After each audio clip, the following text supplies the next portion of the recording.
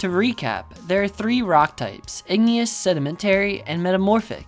Each type of rock is capable of transforming and changing into a different form by several geologic processes.